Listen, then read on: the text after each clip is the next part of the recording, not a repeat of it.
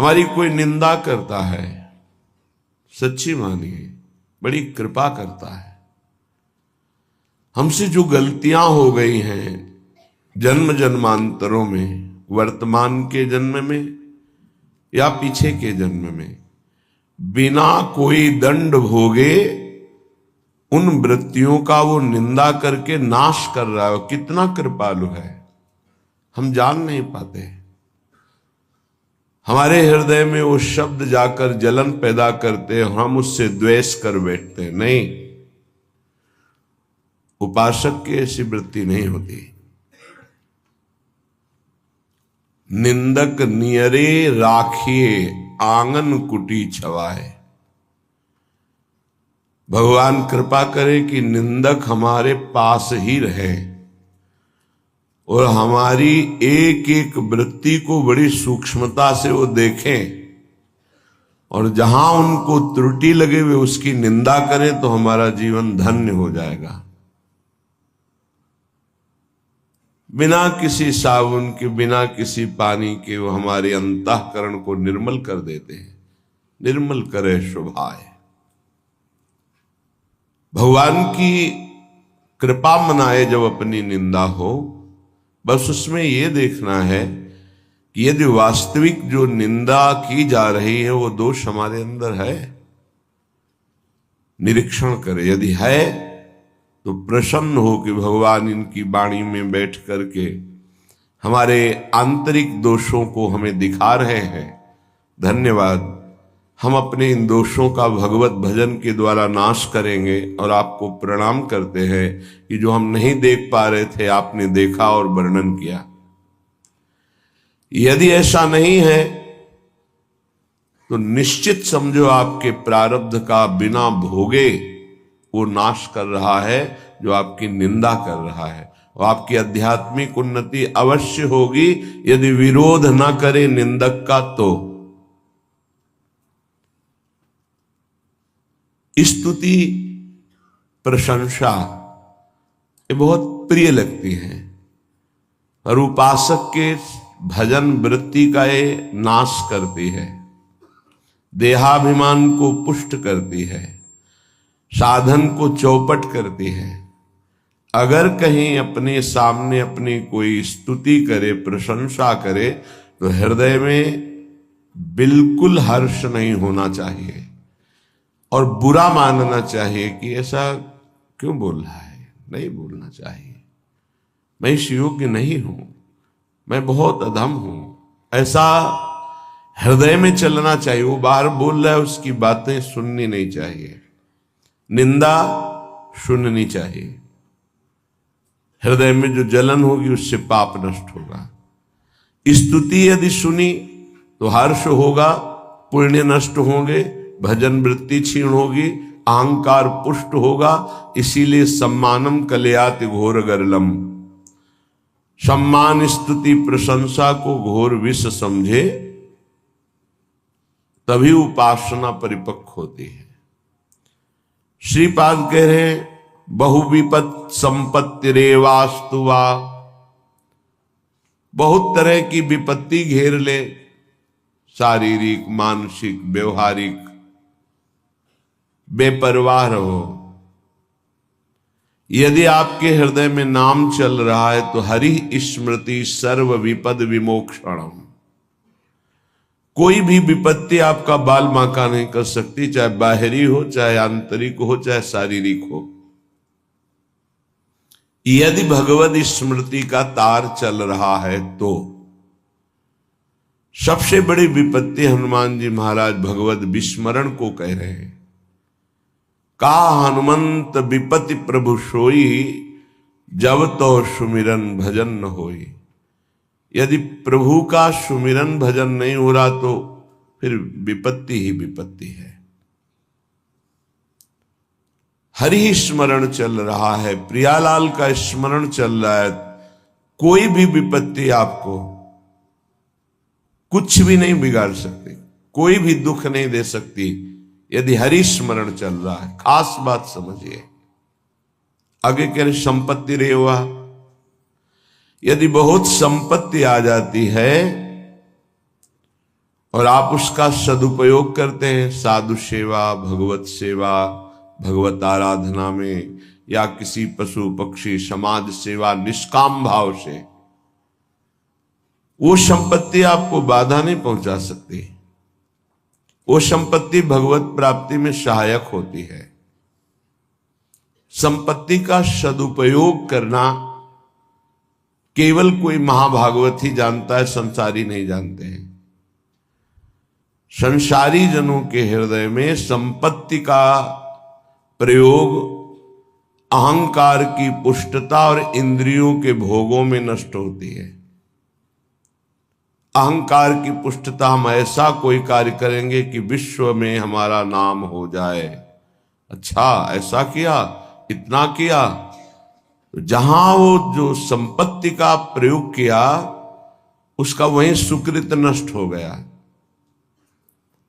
सही में संपत्ति का प्रयोग भागवत भक्त जन करते हैं, वो अपनी संपत्ति को गुप्त रूप से श्री भगवान की सेवा, भक्तों की सेवा, समाज की, प्राणियों की, पशु पक्षियों की जो सेवा मिली गुप्त रूप से, गुप्त रूप कोई जान न पावे, और जिसकी सेवा की वो कभी धन्यवाद न दे, ऐसी सेवा भगवान की प्राप्ति कराने में समर्थ है। वो क्रमशः आपको आध्यात्मिक सीढ़ियों पर चढ़ाती चली जाएगी। अगर संपत्ति प्राप्त हुई और भगवत भक्ति हृदय में नहीं है तो दुराचार में प्रवृत्त कर देती है। मदिरा पीना, व्यभिचार करना, जुआ खेलना, मनमानी मनोरंजन करना और अपने नाम के लिए धन का बिल्कुल दुरुपयोग कर देना, जो ना यहां मिलेगा ना वहां मिलेगा। तो उपासक के पास भागवतिक ज्ञान होने के कारण कोई भी संपत्ति उसे बांध नहीं सकती, क्योंकि वो ममता और स्पृहा रहित होता है। वो निर्लिप्त होने के कारण कोई भी संपत्ति उसको बांध नहीं पाती। इसीलिए कह रहे, कोई निंदा करे या स्तुति, विपत्ति हो या संपत्ति, जो वृंदावन में श्री प्रिया प्रीतम के चरणों का आश्रय लेकर भजन करते हैं, उनको क्या फर्क पड़ता है। बस ध्यान रखना, संपत्ति में जो लिप्त है उसके द्वारा संपत्ति का दुरुपयोग होता है। जो संपत्ति में निर्लिप्त है उसके द्वारा सदुपयोग होता है। वो ये मानता है कि भगवान के द्वारा दी हुई ये संपत्ति, भगवान के द्वारा दी हुई परिवार का पोषण, और अगर इससे भी ज्यादा है तो भगवान के स्वरूप पशु पक्षी, साधु महात्मा, गाय, जो भी, कहीं भी हम ऐसी निष्काम सेवा कि हमें बाद में वो धन्यवाद ना बोले, कोई जाने ना, वो संपत्ति भगवत प्राप्ति का हेतु बन जाती है। पांडित्यमवत मूर्खतापि, बहुत विद्वान है, शास्त्रों की सब बातें जानता है, पर आचरण में एक नहीं है। कोई फायदा नहीं इसी विद्वता से। महापुरुषों ने ऐसी विद्वता का आदर नहीं किया है। कह रहे हैं कि गधे की पीठ में चाहे ईंट लाद दो, चाहे पुराण लाद दो, उसको बोझे से मतलब है।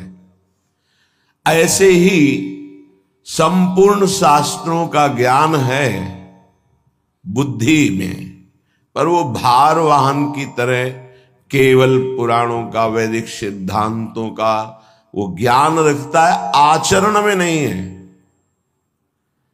अध्यात्म की स्थिति नहीं है, तो विद्वता बिल्कुल किसी काम की नहीं है। आगे कह रहे मूर्ख तो पिया, मूर्ख है, पर उसको एक बात समझ में आ गई कि हमारा कल्याण, हमारा मंगल तो केवल भगवान से होगा। मैं तो कोई शास्त्रों का ज्ञान नहीं, साधना का ज्ञान नहीं, अभी तक मनमानी आचरण करता रहा, इसलिए कोई मैं अच्छा भी नहीं हूं, अधम हूं। अब सुन लिया है कि नाम से कल्याण होता है, तो राधा राधा राधा राधा राधा सब कुछ हो गया। सब शास्त्रों के ज्ञान का फल उसको मिल गया। यद्यपि वो समाज में मूर्ख कहा जाएगा, क्योंकि उससे शास्त्रों का ज्ञान नहीं है, वो प्रवचन नहीं कर सकता। समाज उसे गंदी दृष्टि से देखती है, कोई अच्छे सद्गुण वाला नहीं है। पर यहां कह रहे हैं कि जिसे श्रुतियां नेति नेति कहती हैं वो है प्रभु श्री कृष्ण, और श्री कृष्ण के हृदय का मूर्तिमान प्रेम है प्रियाजू, और प्रियाजू का प्रेम स्वरूप ये वृंदावन धाम है। धाम में आश्रय और प्रियाजू के नाम का जप राधा राधा राधा, तो उस मूर्ख को वो पदवी मिलेगी, वो रस मिलेगा जो वेदों में भी अलक्ष्य है। अलक्षम राधाख्यम निखिल निगमैरप्यतितराम रसाम्भोधेशारम किमपि सुकुमारम विजयते। हम तो यही प्रार्थना करते हैं कि भगवान ज्यादा ज्ञान ना दें, शास्त्रों का ज्यादा ज्ञान ना दें, बस इतनी बात बस समझ में आ जाए कि मैं बहुत नीच हूं, मैं किसी योग्य नहीं हूं, और मेरा केवल परम प्रिय परम लाभ परम आराध्य नाम है, और तो हम कुछ जानते नहीं, बस राधा राधा राधा। उसको वो गति मिलेगी जो बड़े बड़े साधन परायणों को भी नहीं मिलती।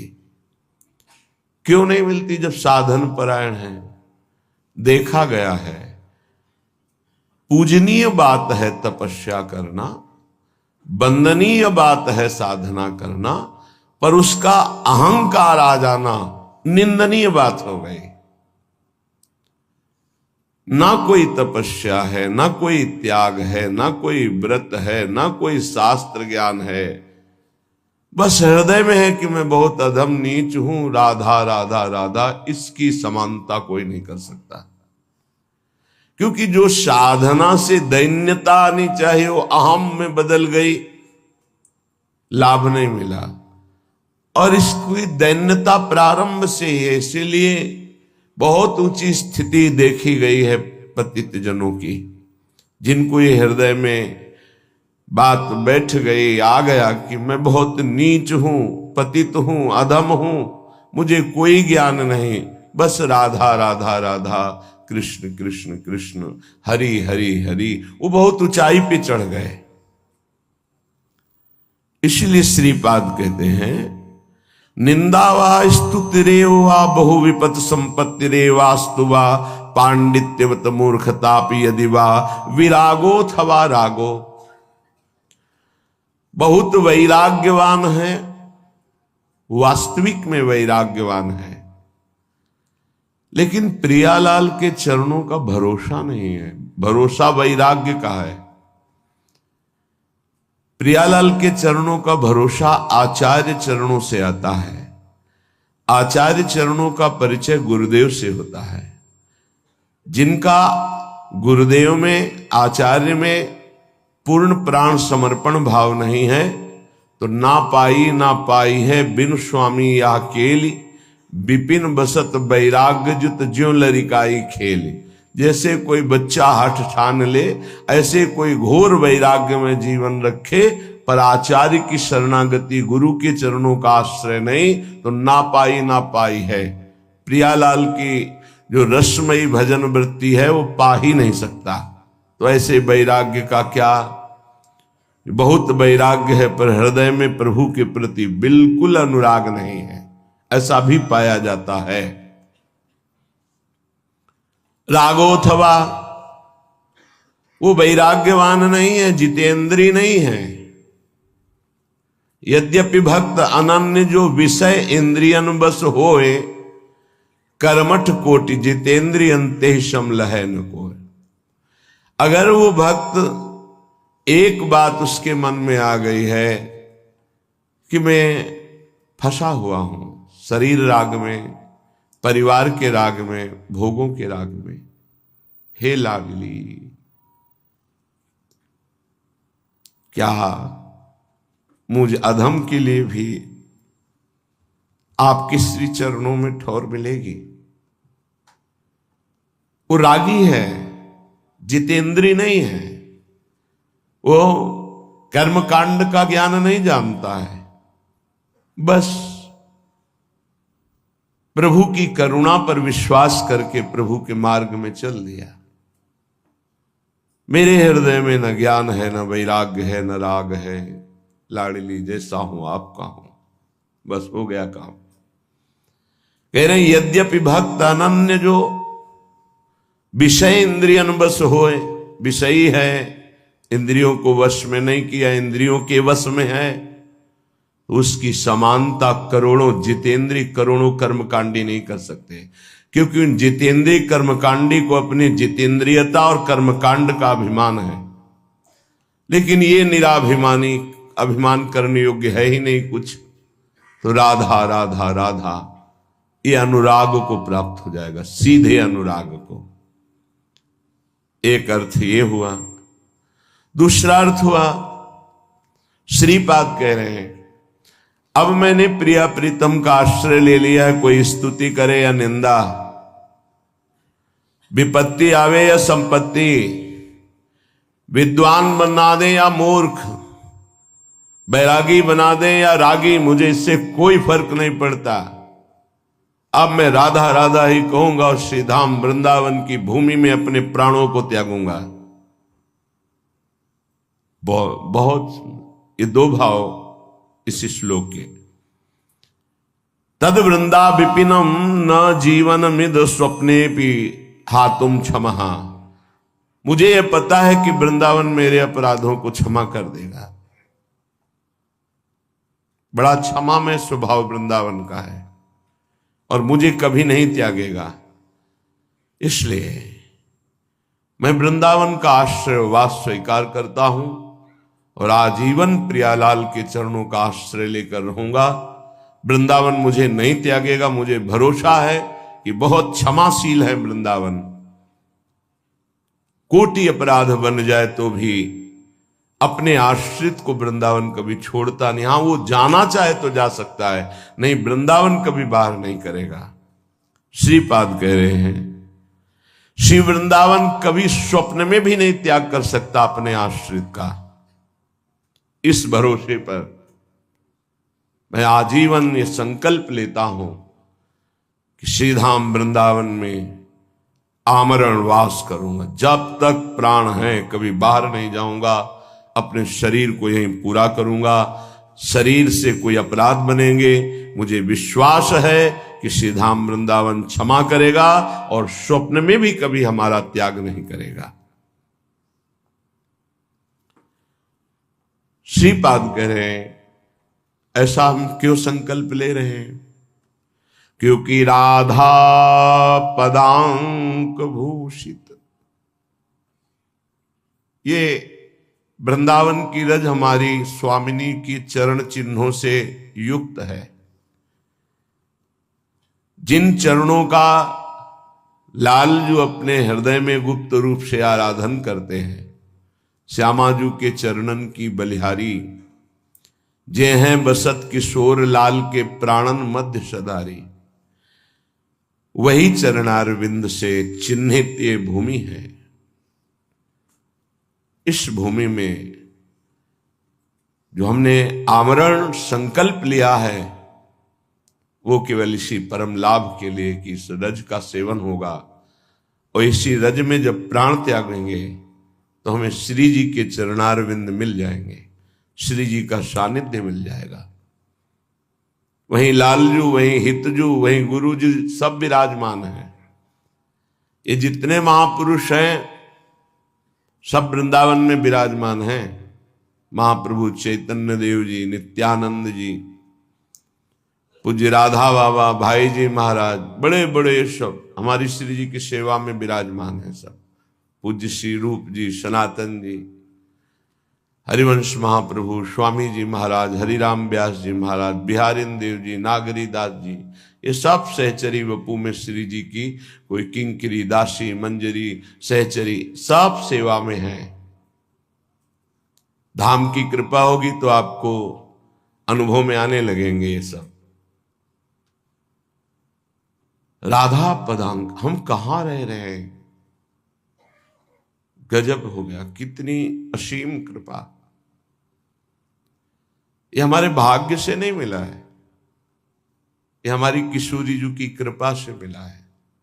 जिनको वृंदा विपिन है, कृपा तिन्हीं की होए। नहीं तो ऐसे कौन से आचरण बन गए, कौन सी तपस्या बन गई। क्या तपस्वी, अगर हम ऐसे आचरण और तपस्या वाले होते तो आज आचरण और तपस्या तो बहुत बढ़ चढ़ के होती ना। आज अपनी दशा देखो और श्री जी की कृपा देखो तो रोना आने लगेगा कि कहां मेरे तुच्छ आचरण और कहां स्वामिनी जी की असीम, कहां वास कर रहे हैं। श्री धाम वृंदावन, जहां बड़े बड़े महापुरुष नाली के कीड़ा श्वान या लता पता होना चाहते, वहां मनुष्य रूप में मुझे रख रहे श्री जी, अपार कृपा। राधा पदांक भूषित वृंदारण्यम स्थलीषु निर्भर प्रेमणा। यहां स्वाभाविक प्रेम का प्रादुर्भाव हृदय में हो जाता है, पर निर्भर पूर्ण आश्रय केवल वृंदावन का, प्रिया प्रीतम का। तब यहां कोई साधन पक्ष नहीं देखा जाता, कृपा पक्ष है, पर पूरा आश्रय हृदय से होना चाहिए। प्रेम स्वाभाविक हृदय में प्रकाशित हो जाता है। प्रियाजू के चरणारविंद से प्रेम की धारा स्वाभाविक प्रवाहित होती रहती है। सत प्रेम सिंधु मकरंद रसोग धारा, और वो धारा शरणागत के हृदय में जाकर के उसको सींचती हुई प्रवाहित होती है। सत प्रेम सिंधु मकरंद रसौग धारा, सारा नजस्रमभिता सर्वदाश्रितेषु। जो गोरे चरणारविंद की दासी हैं, जो गोरे चरणारविंद की शरण में है, ये धारा वहीं प्रकाशित होती है, वहीं प्रवाहित होती है, वहीं सींचती है।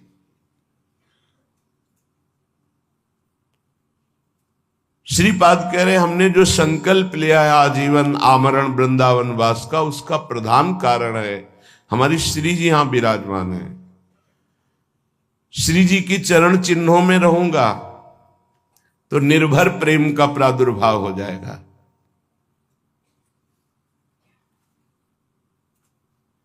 हरि हरि कदा लुठामि प्रतिपदम गलदस्रु रुल्लसत पुलका। हे हरि, क्या कभी ऐसा होगा कि मेरा गला रुंध जाए और आंखों से अश्रुधारा बह रही हो और मैं इस रज में लौट रहा हूं विकल होकर, राधा राधा राधा। हरि हरि कदा लुठामि प्रतिपदम गलदस्रु रुल्लसत पुलका। शरीर पुलकित हो रहा है, गला अवरुद्ध हो रहा है, आंखों से अश्रुधारा बह रही, शरीर में वृंदावन की रज है, मैं लौट रहा हूं विकल होकर, राधा राधा स्वामिनी कब मिलोगी, प्रियाजू कब कृपा होगी। ऐसे इसलिए मैं आमरण वृंदावन का वास स्वीकार कर रहा हूं, क्योंकि ये दुर्लभ वस्तु केवल वृंदावन प्रदान करता है। सर्वम त्यक्त्वा सरस विशद प्रेम पीयूष सांद्रे। इस प्रेम रस की प्राप्ति के लिए जो तुम्हारा माया में सर्वस्व, इसका अंदर से त्याग कर दो। ये अंत में छूट जाएगा, पहले तुम अंदर से त्याग कर दोगे तो तुम्हें बहुत बड़ी उपलब्धि हो जाएगी। यहां अंदर से त्याग की बात कह रहे हैं। अपनापन केवल प्रियाजू से, सेवा पूरे परिवार की, प्रियालाल के सुख की भावना से, अपने कर्तव्य का पालन प्रियालाल के लिए ही है। सर्वम त्यक्त्वा, कहीं कोई प्रियता न रह जाए, ममता न हो जाए, आसक्ति न हो जाए, नहीं तो अगला जन्म हो जाएगा। सर्वम त्यक्त्वा, जब कृपा होगी तो आपको समझ में बात सर्वम त्यक्त्वा की आने लगेगी। हृदय में नाहीन रहो ही अमा ठौर। उद्धव जी आत्मज्ञान की चर्चा करना चाहते हैं तो गोपीजन कहती मत सुनाओ। अब मुझे ये कोई ज्ञान या मोक्ष इसकी चाह नहीं रह गई। मेरे हृदय में केवल ललित त्रिभंगी मुरली मनोहर मदन मोहन लालजू विराजमान है। हृदय में जगह नहीं रह गई। नाहिन रहो ही माठ और नंद नंदन अछत। जब वो विराजमान है तो फिर हमें ज्ञान विज्ञान किस काम का। नहीं माना बड़ा आनंद है आपके ज्ञान में। तो उद्धव मन माने की बात, दाख छुआरा छाणी अमृत फल विष कीरा विष खात। विष के कीड़ा को दाख छुहारा है, अमृत फल अच्छा नहीं लगता, वो विष ही खाता है क्योंकि उसका मन मान गया। ऐसे ही मेरा मन मान गया है वृंदावन वृंदावन वृंदावन, प्रियालाल प्रियालाल प्रियालाल। अब सर्वम त्यक्त्वा, सब अंदर से बहुत परम गुरु हैं गोपीजन। परिवार में रहती हैं, पति हैं, पुत्र हैं, पूरा गृहस्थी का कार्य करती है, लेकिन मुरारी पादार्पित चित्त वृत्ति, एक एक चित्त की वृत्ति कृष्णाकार है, भगवदाकार है। यही साधना है। संपूर्ण परिवार के बीच में रहते हुए भी कहीं कोई आसक्ति ममता प्रियता बिल्कुल नहीं। ना शरीर में परमहंस है, चीरहरण लीला करके प्रभु ने दिखा दिया देहातीत स्थिति गोपियों की। तब रास में प्रवेश दिखा दिया, आई ब्रज नारी सुनत बंसीरो गृहपति बंधु विसारे। परिवार धन संपत्ति मकान इसका तो त्याग है ही है। इस त्याग की स्मृति का भी त्याग है, त्याग की स्मृति का भी त्याग है। तब दर्शन मदन गोपाल मनोहर मन सिज ताप निवारे। ए मोहन मदन त्रिभंगी मोहन मुनि मन रंगी। बड़े बड़े मुनियों को अपने रंग में रंग देने वाले मोहन मुनि मन, मोहन मुनि सघन प्रगट परमानंद गुण गंभीर गोपाला। हे परमानंद, इसी की प्राप्ति के लिए मानव देह मिला है। सर्वम त्यक्त्वा, श्रीपाद कह रहे मान लो नहीं अंत ही तो ही तजेंगे पामर, तू न तजय बही दे। श्रुत बनितादि जान स्वार्थ रत ना करुणे सभी ते। अंत ही तो ही तजेंगे पामर, तू न तजय बही ते। मन पछितई है अवसर बीते। अभी अवसर है, नहीं तो जबरदस्ती सब काल छीन लेगा। तुम अंदर से त्याग दो, भगवान को स्वीकार कर लो, महान बन जाओगे, क्योंकि महान के अंश हो। सर्वम त्यक्त्वा, लक्ष्य क्या होना चाहिए सर्वम त्यक्त्वा का? केवल प्रेम रस, बस। कोई लक्षण नहीं, कोई सिद्धि, कोई चमत्कार, कोई नमस्कार करे, बिल्कुल चाह मत रखना, नहीं सब हो जाएगा। अंदर में जो गाढ़ चाह होती पहले उसको भुगवाते भगवान, फिर भक्ति का रस आता है, ध्यान रखना। ढूंढ ढूंढ के पहले ही सत्संग में छोड़ दो, कोई आंतरिक चाह ना रह जाए, नहीं तो पहले वो भोगना पड़ेगा चाह को। तुम्हारी योग्यता जहां होगी तो पहले भोग आ जाएगा, तुम्हें भोगना पड़ेगा, फिर बाद में तुम्हें आगे बढ़ाया जाएगा। ये सिद्धांत है। पहले ही प्रार्थना कर दो, पहले ही प्रभु से मना कर दो, ये चाह है नाथ, इसको मिटा दो, ये बनी ना रहे प्रभु, मुझे इसकी पूर्ति नहीं चाहिए, इसे मिटा दो। सर्वम त्यक्त्वा सरस विशद प्रेम पीयूष सांद्रे। बहुत सरस अमृत में जो प्रेम है वो लक्ष्य हो जाए। मुझे सिर्फ प्रियालाल से प्रेम चाहिए। सर्वम त्यक्त्वा वृंदारण्य मदभुत तरुलता गुल्म का आद्यैर मनोज्ञे। मेरा मन वृंदावन में रमण करे, कभी लताओं के नीचे, कभी यमुना के पावन तट पर, कभी प्रभु ने यहाँ ये लीला की है, ये लीला की है, ऐसी भावना करके वृंदावन में रहूं। राधा कृष्णोज्वल गुण गणोद्गान मत्ताल की रही, जहां के कोकिल,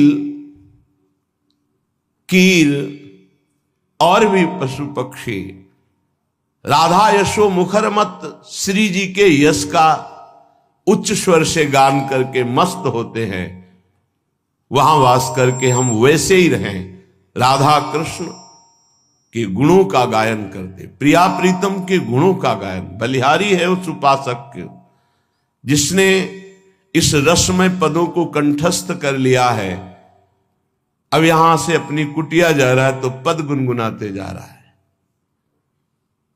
ये यहां का सिद्ध भाव है।